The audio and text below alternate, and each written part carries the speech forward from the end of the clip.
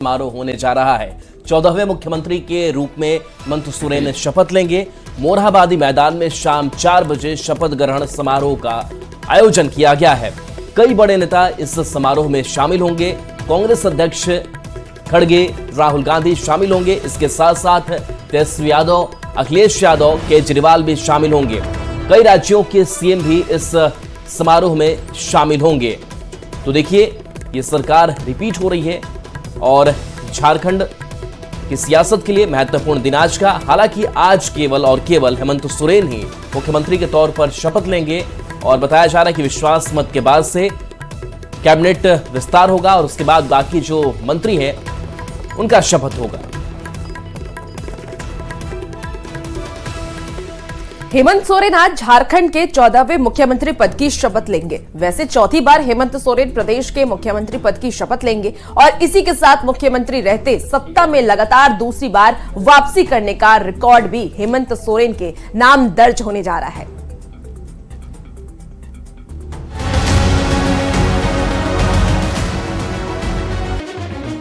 झारखंड के राजनीतिक इतिहास में ऐसा पहली बार हुआ है जब कोई सरकार अपना कार्यकाल पूरा कर दूसरी बार सत्ता में वापस आई है। गुरुवार को हेमंत सोरेन प्रदेश के 14वें मुख्यमंत्री पद की शपथ लेंगे। हेमंत सोरेन व्यक्तिगत तौर पर चौथी बार सीएम पद की शपथ लेंगे।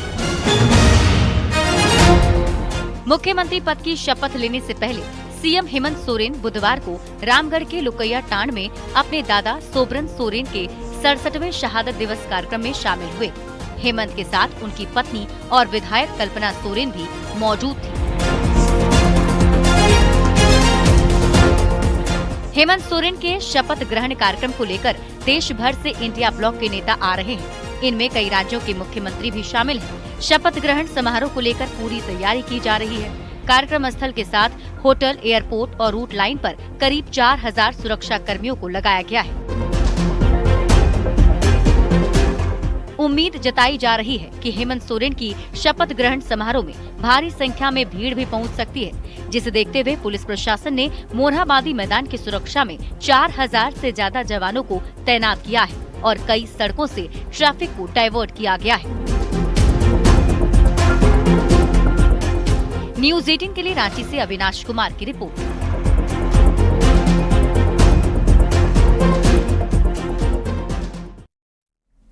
और देखिए, झारखंड कांग्रेस प्रभारी गुलाम अहमद मीर ने बता दिया है कि आज कौन शपथ लेगा। मीर ने कहा कि आज सिर्फ हेमंत सोरेन सीएम पद की शपथ लेंगे। सीएम के शपथ ग्रहण के बाद विधानसभा का विशेष सत्र बहुत जल्द बुलाया जाएगा, जिसमें विश्वास मत हासिल करने के बाद मंत्रिमंडल का विस्तार होगा। कांग्रेस की तरफ से कहा गया है कि मंत्रिमंडल विस्तार को लेकर गठबंधन के अंदर कहीं कोई परेशानी नहीं है, तो विश्वास मत के बाद अब विस्तार किया जाएगा। आज सिर्फ और सिर्फ हेमंत सोरेन मुख्यमंत्री के तौर पर आज शपथ लेंगे। चौथी बार यह शपथ होगी मुख्यमंत्री के तौर पर हेमंत सोरेन की।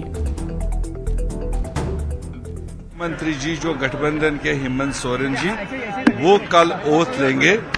उसके बाद वोट ऑफ कॉन्फिडेंस जो एक परंपरा है हाउस में वो करेंगे और उसके बाद वो अपनी सरकार का विस्तार करेंगे। क्योंकि हेमंत जी ने दावत दी है खड़गे जी को और राहुल जी को भी, प्रियंका गांधी जी को भी, और मोस्ट प्रोबेबली वो तीनों लोग कल ओथ सेरेमनी में आएंगे। अगली कब तक ये नेक्स्ट विस्तार हो जाएगा? हर चीज हम शॉर्टेस्ट पॉसिबल में कर रहे हैं। अभी फिलहाल जो कुछ महीने पहले माननीय मुख्यमंत्री जी ने शपथ लिया था वो उन्होंने अकेले ही लिया था और बहुत सारी चीजें तय होंगी। उसके बाद ये सारी बातें आप लोगों को बताई जाएगी। कांग्रेस में कब तक सब कुछ बहुत जल्दी हो जाएगा, सब कुछ तय है, कहीं कोई दिक्कत की बात नहीं है। हेमंत सोरेन लगातार दूसरी बार चुनाव जीतने के बाद अब अपना मंत्रिमंडल बनाने जा रहे हैं। इस बार क्षेत्रीय संतुलन से लेकर जातिगत फैक्टर को ध्यान में रखते हुए कैबिनेट का गठन किया जाएगा। कौन कौन से चेहरे इस बार हो सकते हैं हेमंत सरकार में मंत्री, इस रिपोर्ट के जरिए देखिए।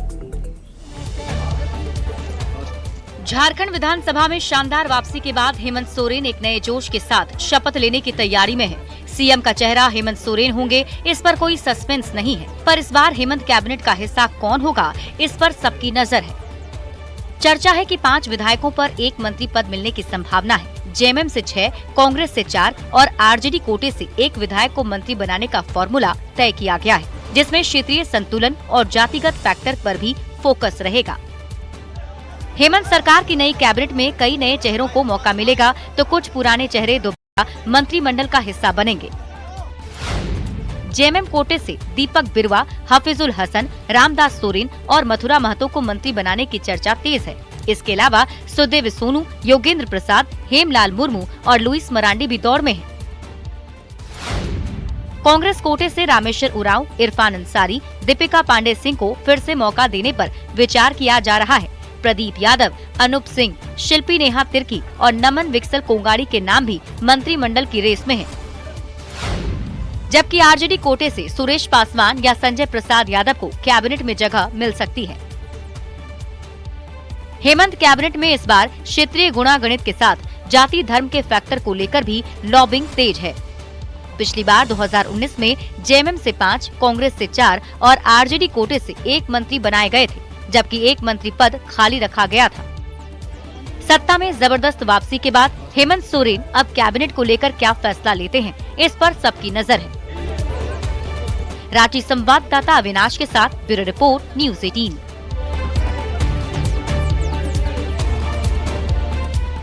हेमंत सोरेन के शपथ ग्रहण समारोह में शामिल होने के लिए वीवीआईपी रांची पहुंच रहे हैं।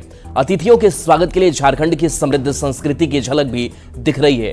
पारंपरिक पोशाक में झारखंड के डांसर मेहमानों का स्वागत कर रहे हैं। ये तस्वीर देखिए और यही झारखंड की संस्कृति और परंपरा जो है वो दिखती है कि कैसे यह झारखंड की धरती अपने अतिथियों के स्वागत के लिए जानी जाती है। और देखिए आदिवासी संस्कृति, परंपरा और नृत्य के साथ जो वीवीआईपी पहुंच रहे हैं उनका भव्य स्वागत।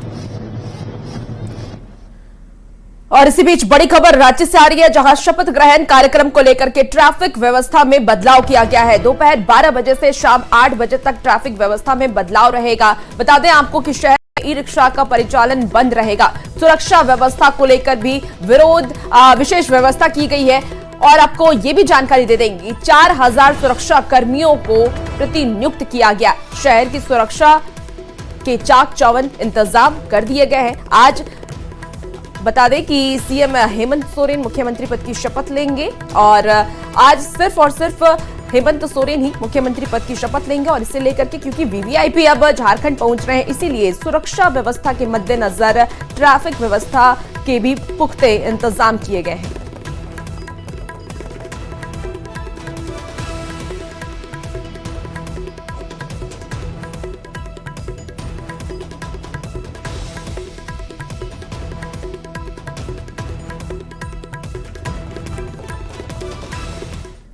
और देखिए आज के शपथ ग्रहण समारोह को लेकर रांची का जो ट्रैफिक प्लान है वो बदल दिया गया है। तो आज का ट्रैफिक प्लान क्या रहने वाला है वो एक एक कर आपको बताते हैं। तो देखिए शपथ ग्रहण कार्यक्रम को लेकर के ट्रैफिक प्लान में बदलाव किया गया है। बड़े वाहनों का सुबह 8 बजे से रात के 10 बजे तक शहर में प्रवेश बंद रहेगा। सुबह 11 बजे से रात्रि 8 बजे तक छोटे मालवाहक का आना जाना बंद रहेगा। तो देखिए दोपहर 12 बजे से अगर बात करें तो रात्रि 8 बजे तक ई रिक्शा का आना जाना बंद होगा। यानी कि ये तब्दीलियां जो है वो ट्रैफिक को लेकर के की गई है और कागे की तरफ से आने वाले बड़े वाहन बोडिया तक ही आ पाएंगे।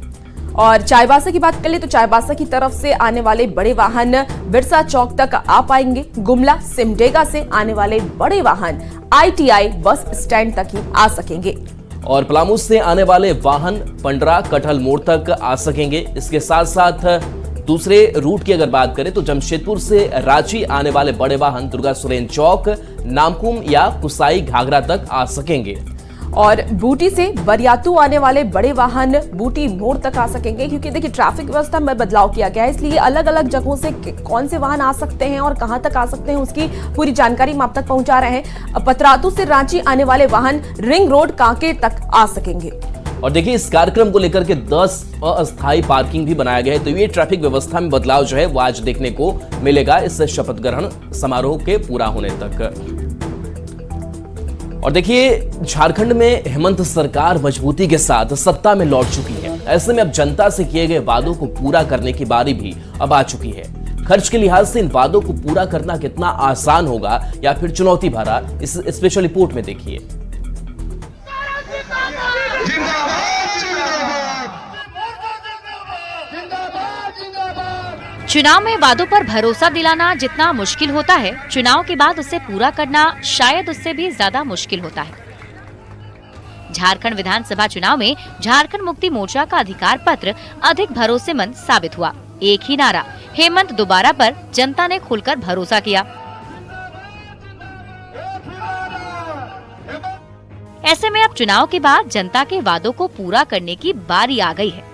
पार्टी के मैनिफेस्टो में वादे तो कई थे, लेकिन हम महज 3 वादों का ही जिक्र करेंगे, जिसमें मुख्यमंत्री मैया सम्मान योजना, 200 यूनिट मुफ्त बिजली और सभी जरूरतमंद परिवारों को 450 रुपए में घरेलू गैस सिलेंडर उपलब्ध कराना शामिल है। इन वादों को पूरा करना कितना आसान या कितना मुश्किल होगा, आंकड़ों के लिहाज से समझते हैं।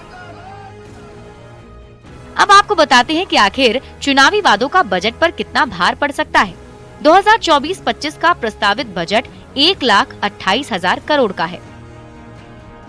बात करें जेएमएम की 3 बड़ी योजनाओं की, तो उनमें मैया सम्मान योजना, 200 यूनिट मुफ्त बिजली और 450 रुपए में घरेलू गैस सिलेंडर का वादा शामिल है। इन 3 योजनाओं पर अनुमानित बोझ औसतन 38,500 करोड़ से अधिक होगा। इसे लेकर साल 2025-26 के बजट में सरकार पर करीब 39,000 करोड़ का अतिरिक्त बोझ बढ़ सकता है। बात करें 2025-26 में राज्य सरकार के बजट की, तो इसका आकार 30% तक बढ़ सकता है। ऐसे में बजट का आकार बढ़कर 1,67,460 करोड़ के करीब पहुंच सकता है। हालांकि अभी तक बजट का आकार 9% से 13% तक ही बढ़ने का रिकॉर्ड है। हमारा बजट का आकार है 1,28,000 और अगले साल इसमें 38,560 करोड़ और जोड़ दिया जाए, जो कि मेरा छोटा सा रफ कैलकुलेशन है, तो बजट का आकार करीब 30% आगे बढ़ेगा। हालांकि एक्सपर्ट ये मानते हैं कि इन वादों को पूरा करना बहुत ज्यादा मुश्किल नहीं है। राज्य सरकार खनिज पर टैक्स या सेस बढ़ाकर रेवेन्यू जुटा सकती है, क्योंकि राज्य में खनिज की कोई कमी नहीं है। लेकिन बात जब सत्ता से जुड़ी हो तो राजनीति अपनी जगह तलाश ही लेती है। ये अपना रेवेन्यू जनरेट करेंगे, क्योंकि अब वादा किए हैं और मामला यह है कि पूरा नहीं करेंगे तो आप समझ लीजिए कि जब उम्मीदें टूटती हैं तो फिर बड़े फफोले पड़ते हैं सब जगह, तो मुश्किल होगी। तो भाई वायदे करना आसान है, कहा गया ना वचनम की दरिद्रम, तो इसमें दरिद्रता की बात नहीं है। आप लोगों को ठगिए मत।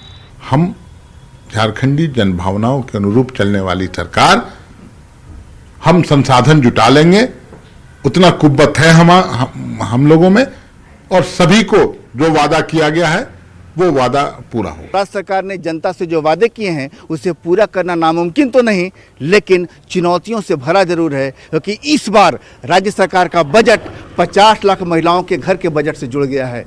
कैमरामैन संजीव तिवारी के साथ संजय कुमार सिन्हा, न्यूज़ 18।